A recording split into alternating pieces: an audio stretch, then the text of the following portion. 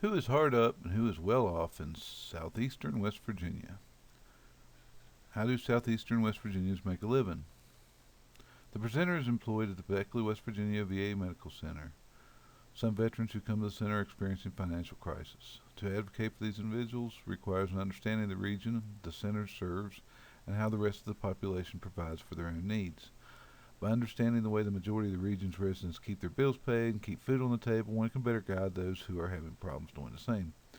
Some of the region's underlying problems with poverty are the culture of self-determination and self-reliance. Instead of seeking help, they are more likely to make do until their situations are very bleak. For those who excel are those who seek out and secure assistance early on when experiencing struggles. This presentation will help understand why. West Virginia has 4 VAMCs: Huntington, Clarksburg, Martinsburg, and Beckley. These are the 11 counties that are served by the Beckley VAMC.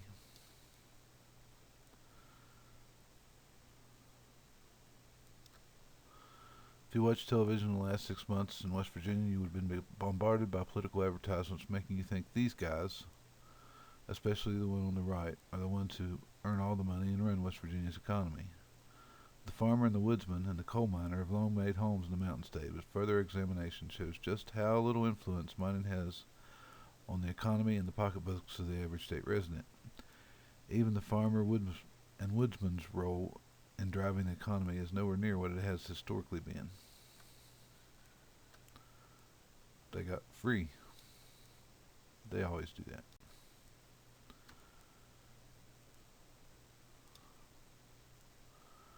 This breaks down the population a little bit better to understand.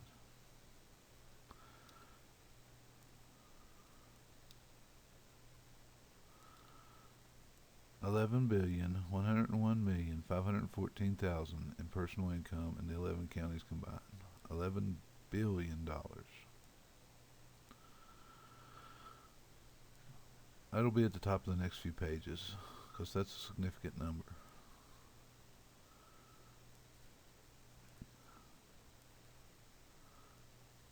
.1% is mining wages. That includes everybody that's employed by the mines. Even this guy.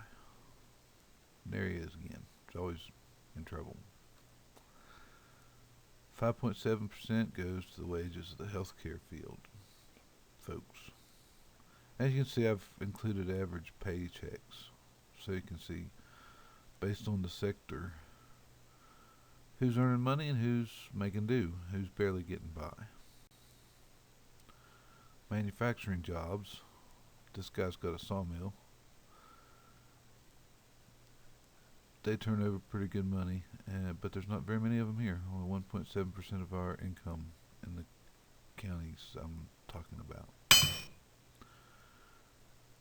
But the woodsman likes them.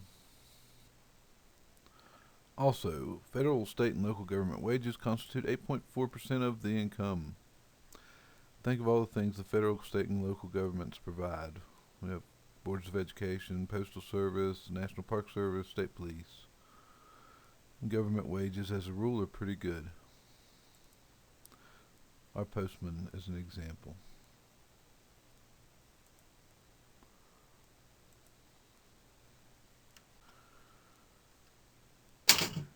Then we have retail trade.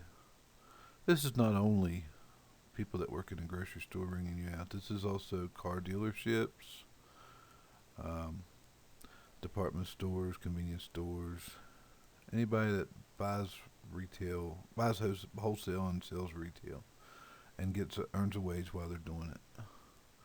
They constitute 3.5% of the income. But of all the incomes together, all the wages together, that still only constitutes 35% of all the total income for the 11 county region.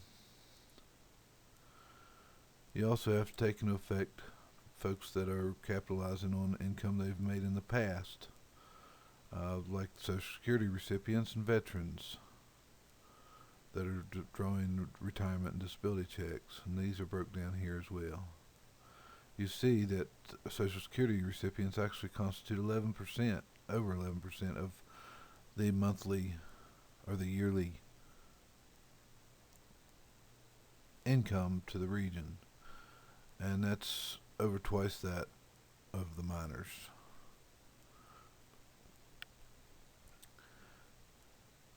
Social Security SSI recipients don't draw very much a week at all, but they've not put any into the system.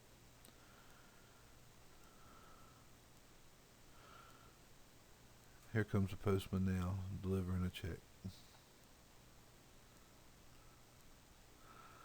Then you have farmers. You would think to see the communities and the big farms that there would be a bigger return on the income, but farming in our area actually only returns approximately 1/10 of 1% of the personal income in the 11 counties. So altogether, Social Security, wages, and the veterans' disability and pensions only constitute about 50% of the income for the area. So you have to ask, where does the rest come from? Well, you have people that rent out, that make income from renting residences. Also commercial buildings and such, but I just figured out for the residences in the 11 county area, there were recorded 33,584 units. They're not all full all the time, so average $400 a month. That's part of the reason this is a proposal and not an actual research paper, because a lot of this is based on estimates from different government sources, and it's not up to date. All the dates vary from one source to the next. Most of the stuff is from 2013, but there's a few numbers that came from 2012 and all the way back to 2010. An actual research paper would be more exact, and the information, the means by which the numbers were received could be duplicated year after year through the same research. There's also income, which was hard to determine. It's 401k, stocks, bonds, annuities, personal dividend income, where people save their money and now they're receiving a return on that investment. Okay, this slide's got a lot going on. It's a lot of the other sources of income for the region. Part of it you never see unless you look at your W-2, and it shows where your employer contributed to your unemployment insurance, health insurance, life insurance, your pension. It doesn't actually show up in your paycheck, but your employer's paying it out and it counts as a resource towards you, and it's there when you need it. Proprietor's income with inventory valuation and capital consumption adjustments. This sounds complicated, but basically it's just the markup on anything that is bought and then sold again at any store or business. It hovers around 9% of overall personal income. This is why businesses stay in business. They're making 9% off of everything. They're making 9% of the income for the region based on their purchases and sales, their markup, their cut.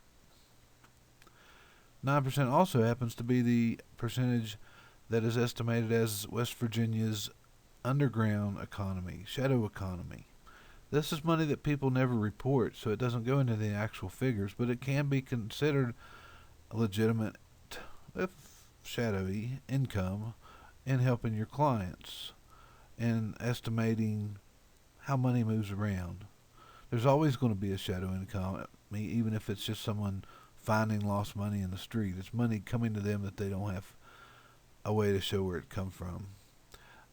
Also, right now, drugs. There's a lot of drugs, and there's no actual way of determining exactly how much money is traded hands in the sale and exchange of drugs, but they have estimated that the entire shadow economy is just over 9%, and that's the second largest shadow economy in the country.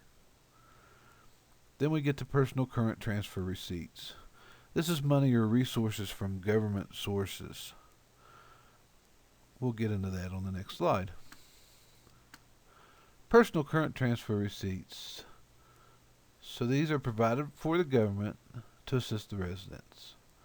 This is where most of the remaining funds in these counties come from. You have veterans benefits, which we've already spoken of. Also, Social Security's on there, but it's not listed because we've already spoken of it. We have the big ones, Medicaid, Medicare. Although these aren't cash payments, they are resources being paid out for the benefit of the population, so they do count as income in the way we're figuring this up. Earned income tax credit. That's a monster. Not as used as it could be, but still a very large source of income for our community's residents each and every tax season. SNAP, food stamps. A lot of people are on food stamps. It helps people when they need it. Same thing with WIC. Unemployment. All these different things are here specifically for the purpose of helping folks that are in need. And that's what you got to look at. There's a lot of ways of securing income for the region. There's wages. But if you're just drawing a wage and not taking advantage of any of these other things, when your wage dries up or something happens where you're not able to earn your wage anymore, if you don't go for help or your client doesn't go for help as soon as possible, which usually they don't because that's the nature of Appalachians. We are self-sustaining. We are resilient, but not every time. And if we don't go and call on these programs that are out here to help you, then we don't come in on the other side of that equation where we put ourselves in a better situation and are able to earn more money and pay more taxes and help this economy, help the next bunch that is struggling. So you got these guys, they go to work every day and come back. And again. All the while these other guys, they're not able to. But eventually these guys are contributing. And that's kind of what that slide is trying to spell out. Here's all my references.